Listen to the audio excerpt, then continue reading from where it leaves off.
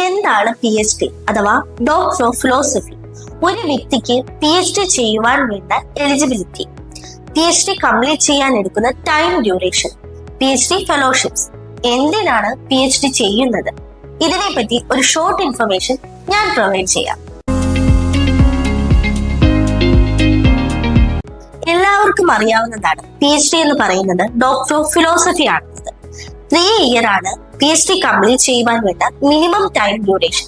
നിലവിൽ PhD ചെയ്യുവാൻ വേണ്ട മിനിമം ക്വാളിഫിക്കേഷൻ എന്ന് പറയുന്നത് നിങ്ങൾ റിസർച്ച് ചെയ്യാൻ ഉദ്ദേശിക്കുന്ന ഫീൽഡിൽ 55% മാർക്കോട് കൂടിയ പോസ്റ്റ് ഗ്രാജുവേഷൻ ആണ്. PhD ചെയ്യാൻ ഉദ്ദേശിക്കുന്നവർ മെയിനായി എൻട്രൻസ് എക്സാം എഴുതേണ്ടതുണ്ട്.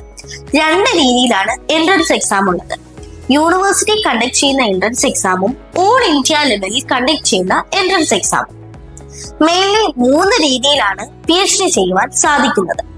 First one is integrated PhD programme, second one is regular PhD programme and the third one is part time PhD programme. ആദ്യമായി ഇന്റഗ്രേറ്റഡ് PhD പ്രോഗ്രാം എന്താണെന്ന് നമുക്കൊന്ന് നോക്കാം. നമ്മൾ പോസ്റ്റ് ഗ്രാജുവേഷൻ ചെയ്യുന്നതിനോടൊപ്പം തന്നെ PhD നേടിയെടുക്കുന്നതിനെയാണ് ഇന്റഗ്രേറ്റഡ് PhD പ്രോഗ്രാം എന്ന് പറയുന്നത്.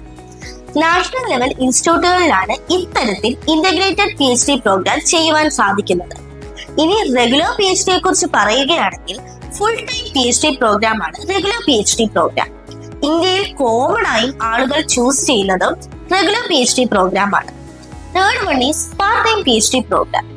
ജോബ് ചെയ്തുകൊണ്ട് തന്നെ നമുക്ക് PhD പ്രോഗ്രാമും ചെയ്യാവുന്നതിനെയാണ് പാർട്ട് ടൈം PhD പ്രോഗ്രാം എന്ന് പറയുന്നത്. റെഗുലർ PhD പ്രോഗ്രാം ചെയ്യാൻ എടുക്കുന്നതിനേക്കാൾ ടൈം ഡ്യൂറേഷൻ കൂടുതലാണ് പാർട്ട് ടൈം PhD പ്രോഗ്രാം ചെയ്യാൻ എടുക്കുന്നത്. PhD പഠന ചിലവ് കൂടിയ ഒരു കാര്യമായതുകൊണ്ട് തന്നെ നാഷണൽ ലെവലിലും ഇന്റർനാഷണൽ ലെവലിലും ഫെലോഷിപ്സുകൾ അവൈലബിൾ ആണ്.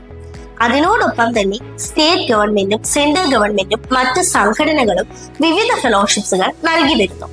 നിങ്ങൾ ഏത് യൂണിവേഴ്സിറ്റിയുടെ അണ്ടറിലാണോ റിസർച്ച് ചെയ്യാൻ ഉദ്ദേശിക്കുന്നത് ആ യൂണിവേഴ്സിറ്റി അനുവദിച്ചിട്ടുള്ള ഫെലോഷിപ്സുകൾ എല്ലാം തന്നെ നിങ്ങൾക്ക് അതിന് യോഗ്യത ഉണ്ടെങ്കിൽ ലഭിക്കുന്നതാണ്.